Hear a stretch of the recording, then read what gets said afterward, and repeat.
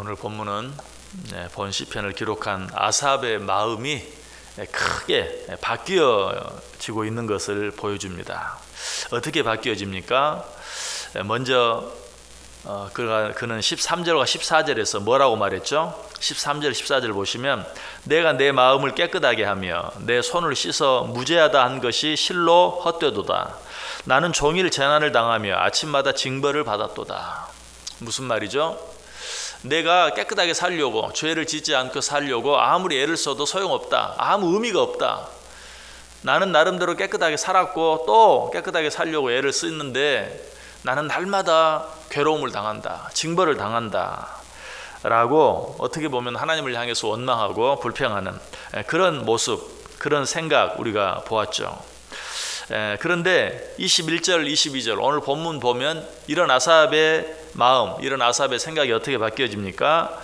제가 다시 한번 읽어볼게요. 내 마음이 산란하며 내 양심이 찔렸나이다. 내가 이같이 우매무지함으로 주 앞에 짐승이오나. 내가 무지몽매하고 내가 주 앞에 짐승입니다. 내가 잘못했습니다. 내가 죄인입니다. 라고 고백하고 있는 것을 보게 돼요. 얼마나 놀라운 변화입니까? 조금 전까지만 해도 내가 왜 이런 일을 당해야 합니까? 내가 아무리 깨끗하게 살아도 소용이 없습니다. 이렇게 말하던 사람이 내가 얼마나 우매무지한지요. 나는 짐승과 같은 사람입니다. 라고 고백하고 있는 것을 보게 돼요. 자, 이런 변화가 어디서 생겼다고 했습니까? 아삽이 성소에 들어가서 말씀에 집중하고 기도하기를 힘쓸 때 이런 변화가 생겨졌어요. 그의 마음이 변하고 그의 생각이 변하고 그의 삶이 바뀌었다 하는 사실을 어떻게 알 수 있을까요? 우리 안에 나 자신의 잘못이 깨달아지고 그것으로 인하여 진정한 회개가 일어나면 그것은 정말 내 마음과 내 생각과 내 영이 바뀌어진 것이, 변화되어진 것이, 그리스도인들은 크게 두 가지 유형으로 나누어질 수 있어요. 그 첫 번째 유형은 자신의 죄나 부족함들에 대해서 지나치게 정죄하는 경향이, 성찬식을 하다 보면 절대로 예수님의 몸을 기념하는 떡과 예수님의 피를 기념하는 잔을 받지 않는 사람이 있어요. 분명 세례를 받은 사람인데도 이 떡과 잔을 받지 않아요. 그 이유가 뭔가? 나는 너무 죄가 많기 때문에 이 떡과 잔을 받을 수 없다라는 것이. 그러나 사실은 어떻습니까? 우리가 그 성찬식에 참여하는 이유가 뭐죠? 예수님께서 나를 위해 이 땅에 오셔서 십자가에 달려 죽어주심으로 그 몸을 찢겨주시고 그 피를 흘려주심으로 내 죄를 용서해 주셨다. 그 사실을 기억하고 감사하는 마음으로 성찬 예식에 참석하는 것이죠. 물론 성찬식 할 때마다 앞에서 성찬식을 집례하는 자가 말하는 것처럼 여러분 가운데 아직도 회개하지 못한 죄가 있고 계속해서 짓는 죄가 있다면 이 예식에 참여하지 않는 것이 좋습니다 라고 말해. 이 말은 무슨 말이냐면 아직도 내가 하고 있는 것이 죄인 줄 모르고 아직도 그 죄를 끊기로 결단하지 못하고 여전히 계속해서 그 죄를 지을 그런 마음, 그런 생각을 갖고 있다면 그런 사람은 성찬식에 참여하면 안 돼. 그러나 어제까지 죄를 지었다 할지라도 또 한 번 성찬을 대하면서 내가 여전히 죄 가운데 있습니다. 이런 나를 위해서 주님께서 십자가에 달려 죽어주시니 감사합니다. 오늘 이 성찬식에 참여함으로 내가 다시는 그러한 죄의 자리에 들어가지 않겠습니다. 그 마음에 결단이 있다면 그 예식에 참여할 수 있는 것이.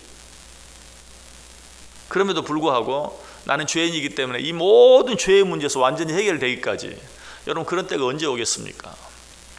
오히려 그러할 때 정말 우리의 연약함과 부족함을 고백하면서 주여 내가 이 잔과 떡을 받을 때에 그 모든 것들을 능히 해결할 수 있는, 그런 모든 것들로부터 벗어날 수 있는 은혜를, 능력을 내게 부어주옵소서 하는 마음으로 참여하는 것이 옳은 것이,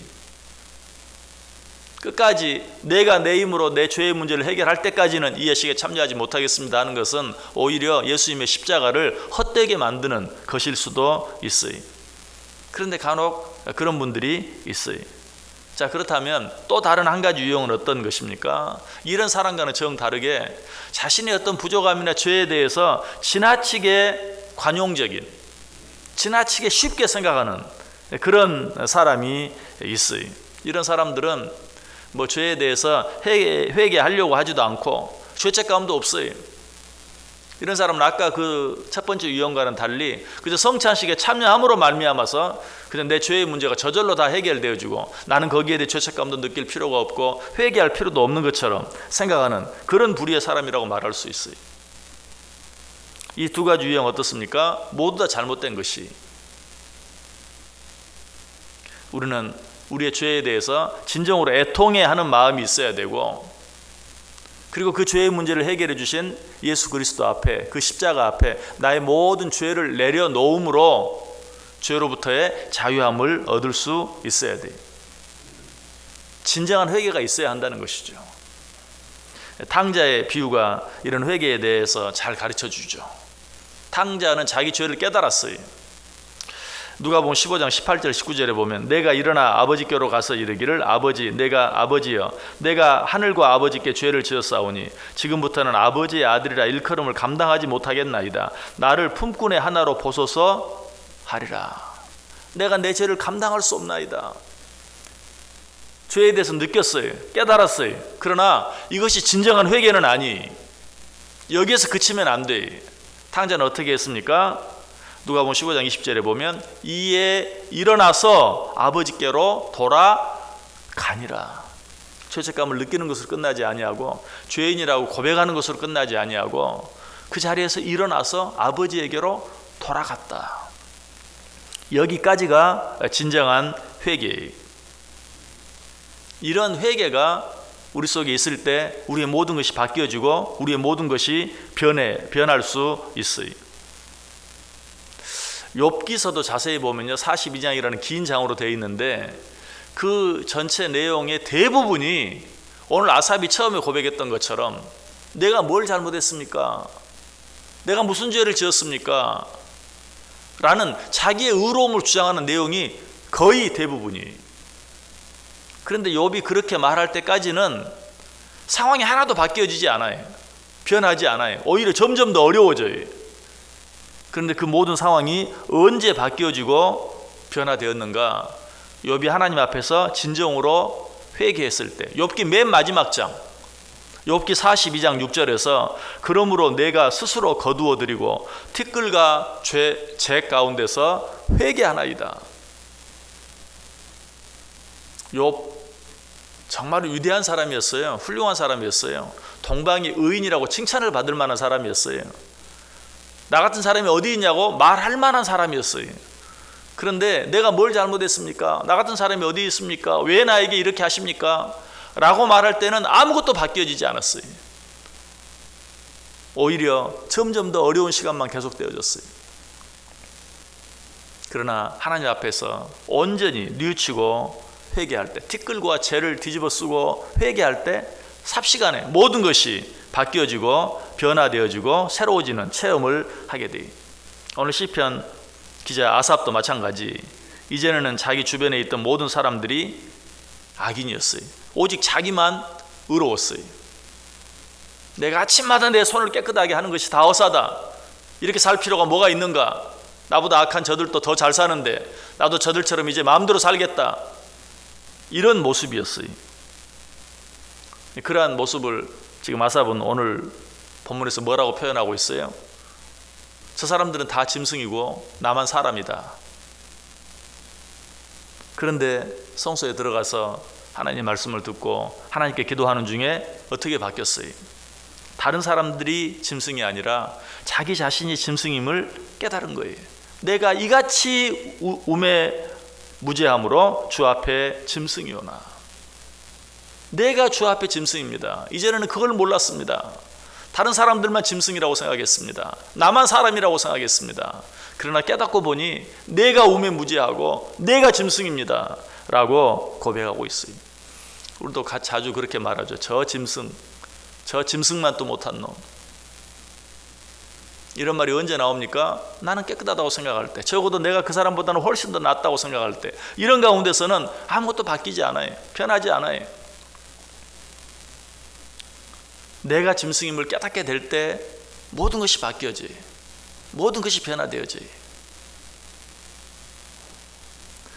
다른 사람을 보기 전에 먼저 자신을 볼 수 있어야 돼요. 그것이 변화의 시작이에요. 존 플래처라는 사람은 매일 밤 잠들기 전에 자신에게 12가지 질문을 던졌다고 그래요. 뭐 예를 들면 내가 오늘 성내진 않았는가, 쓸데없이 신경질을 부리지 않았는가, 다른 사람들에게 몹쓸 짓을 하진 않았는가, 내가 사악한 말을 하진 않았는가, 사악한 생각을 하진 않았는가, 악한 행동을 하진 않았는가, 12가지 질문을 정해놓고 반드시 거기에 대해서 자기를 돌아보고 그리고 잠자리에 들었다고 그래요. 바울도 그랬어요.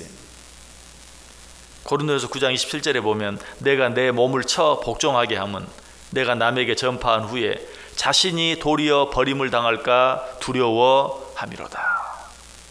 다른 사람은 구원하고 나는 버림을 당할까 봐 그런 자리에 빠지지 않기 위해서 내가 나를 쳐서 복종시켰다. 여러분, 언제나 문제는 나 자신에게 있어요. 내 자신 가운데서도 내 마음 속에 있어요. 내 마음이 바뀌지 아니하고 내 마음이 변화되지 아니하면 아무것도 바뀌지 않고 아무것도 변화되지 않는다. 그래서 예레미야 선지자도 예레미야 11장 9절에서 만물보다 거짓되고 심히 부패한 것은 마음이라. 일상 그 어떤 것보다 부패한 것은 바로 내 마음이다 라고 말하고 있어요. 아삽도 이 사실을 깨달았을 때 하나님 앞에서 내가 짐승입니다 라고 고백할 수 있었어요. 여러분, 오늘 하루 이 첫 시간 무엇을 생각하고 있습니까? 말씀을 들으면서 무엇을 생각하고 누구를 생각합니까? 나 자신을 생각하고 나 자신을 바라볼 수 있어야 돼요. 무엇보다 내 마음을 볼 수 있어야 돼요. 내가 내 손과 발로 내 입으로 아무것도 하지 않았다, 그러니 나는 깨끗하다, 그게 아니라 아무도 보이지 않는, 아무도 보지 못하는 내 마음을 보아야 돼요. 잠언 4장 23절에 솔로몬은 뭐라고 말했죠? 모든 지킬 만한 것 중에 더욱 내 마음을 지키라. 생명의 근원이 이에서 남이니라. 속에는 미워하는 마음이 있는데 겉으로는 웃으면서 대함으로 그것으로 내 할 일 다 한 것처럼, 나는 문제가 없는 것처럼, 그런 상황 가운데서는 아무것도 바뀌지 않는다. 내 마음을 들여다보고 내 마음이 바뀌어야 돼요. 자, 어떻게 하면 내 마음을 바꿀 수 있습니까? 어떻게 하면 내 마음을 지킬 수 있습니까? 자, 우리 성경 한 구절 찾아 읽고 오늘 말씀 마치겠습니다. 빌립보서 4장 6절 7절 말씀. 우리가 우리의 마음을 지키기 위해서는 어떻게 해야 하는가? 빌립보서 4장 6절 7절.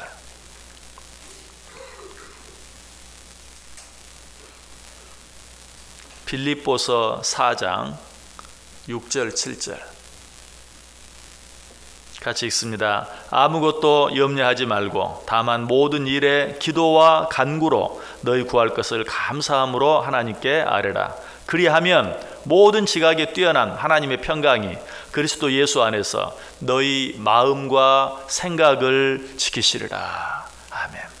아무것도 염려하지 말고 오직 모든 일을 하나님께 기도로 아뢰면, 특별히 감사함으로 아뢰면 모든 지각에 뛰어난 하나님의 평강이 그리스도 예수 안에서 너희 마음과 생각을 지키시리라.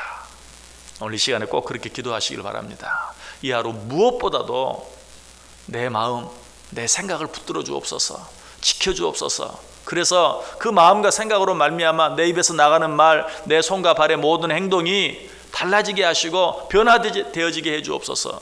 그로 말미암아 내 주위에 있는 모든 사람들도 변화되어지고 이 세상이 변화되어지는 그 은혜를 체험하게 해 주옵소서라고 기도하는 귀한 시간 될 수 있으시기를 주님의 이름으로 간절히 축원합니다. 기도하겠습니다.